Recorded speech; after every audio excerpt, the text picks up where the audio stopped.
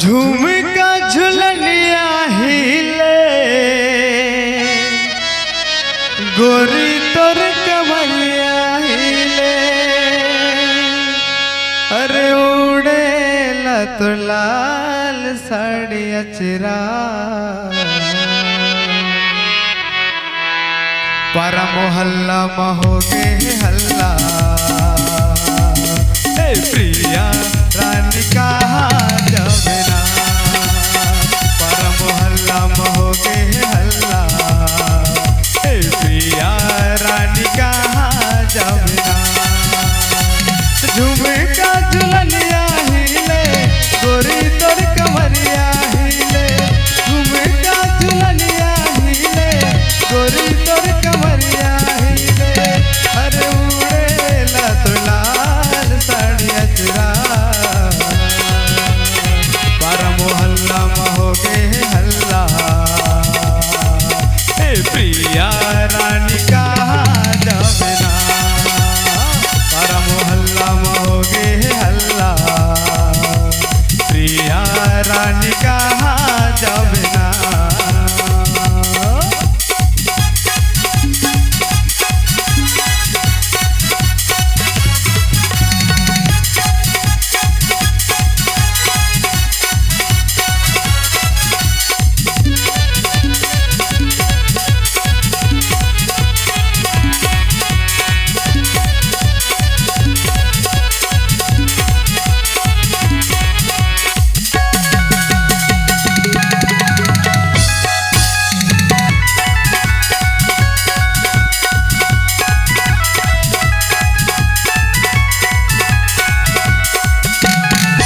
झुमका झुला के रानी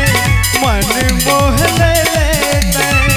कमरिया हिला के रानी दिल जीत ले लेते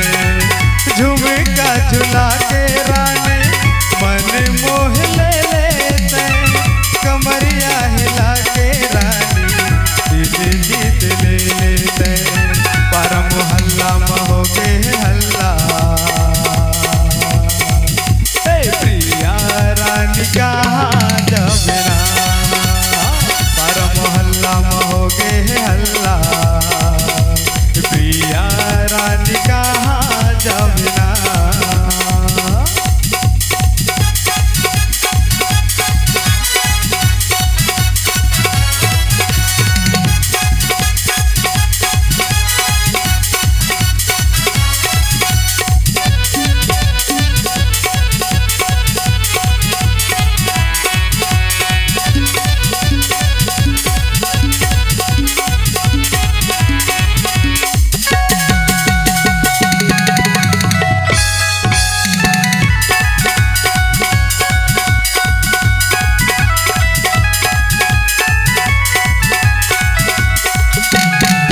हिरनी जैसे चाल तोरे